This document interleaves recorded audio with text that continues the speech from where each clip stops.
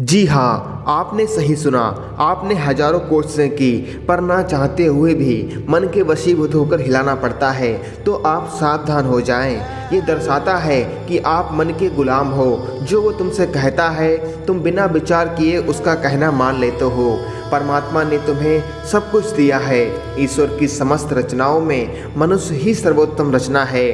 तुम्हारे पास मानव देह है, जो 84 लाख योनियों के बाद प्राप्त होती है। इसीलिए तुलसीदास महाराज ने स्पष्ट लिखा कि बड़े भाग्य मानुष तन पावा, सुर दुर्लभ सदग्रंथ ही गावा। इनके कहने का मतलब है कि हमें यह मानव देह बड़े भाग्य से मिला है, जो कि देवताओं को भी दुर्लभ है। इस मनुष्य जीवन को सार्थक कर सकें, यही हमारे जीवन का परम उद्देश्य है। हमारे शरीर में जो आत्मा है, जो कि ईश्वर का अंश है, जो कि अपने निजी घर से यानी परमात्मा से बिछड़कर जन्मों जन्म से भटक रही है, अगर हम ब्रह्मचर्य का नाश करेंगे, अपने बहुमूल्य वीर को क्षणिक सुख के लिए निकालेंगे, अपने अनमोल शरीर को तेजहीन करेंगे, तो हम कभी भी ईश्वर को प्राप्त नहीं कर पाएंगे और जन्म जन्मांतर तक भटकते रहेंगे।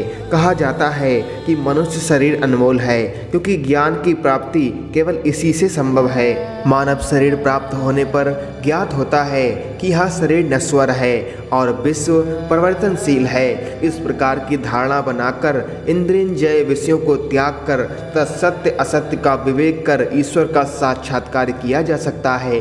कहा जाता है कि अनेक प्राणियों की उत्पत्ति के पश्चात भी ईश्वर को संतोष नहीं हुआ।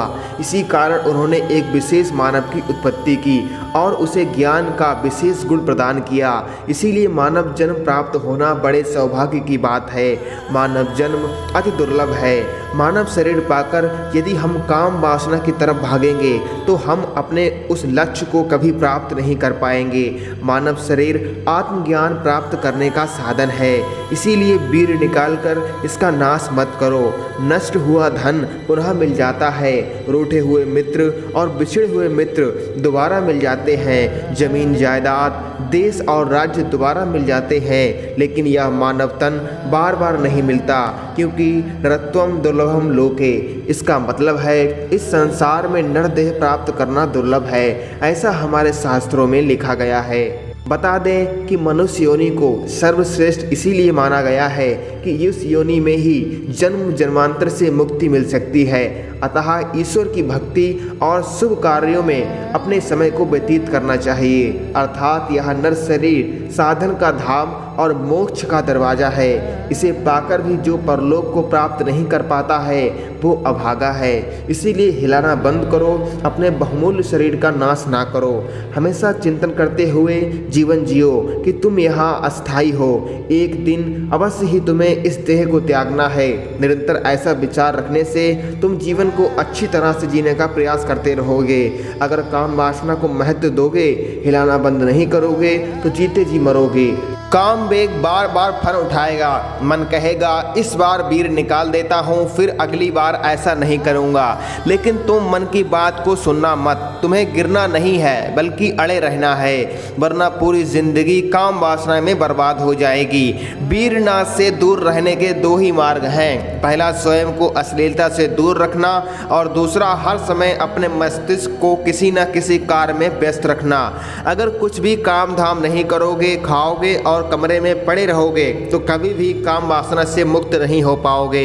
भगवान चाहते हैं कि हम ब्रह्मचर्य का पालन करें, ताकि हम सब जीवन में अनुशासन का महत्व जानें। अनुशासन ही सफलता और सुख की कुंजी है। बिना इसके कुछ भी संभव नहीं है। अनुशासनहीन मनुष्य समाज के लिए बहुत घातक है। हमारा सौभाग्य है कि हम उस युग में जन्मे हैं जहां इंटरनेट के माध्यम से किसी भी विषय पर सरलता से ज्ञान अर्जित कर सकते हैं।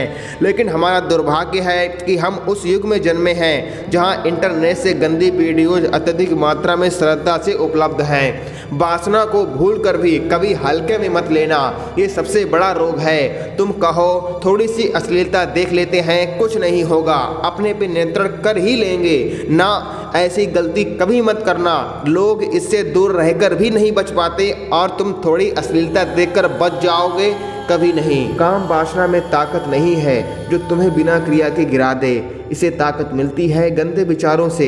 इसीलिए सबसे पहले अपने मन से गंदे विचारों को निकाल फेंको। इसीलिए मन को शुद्ध करो।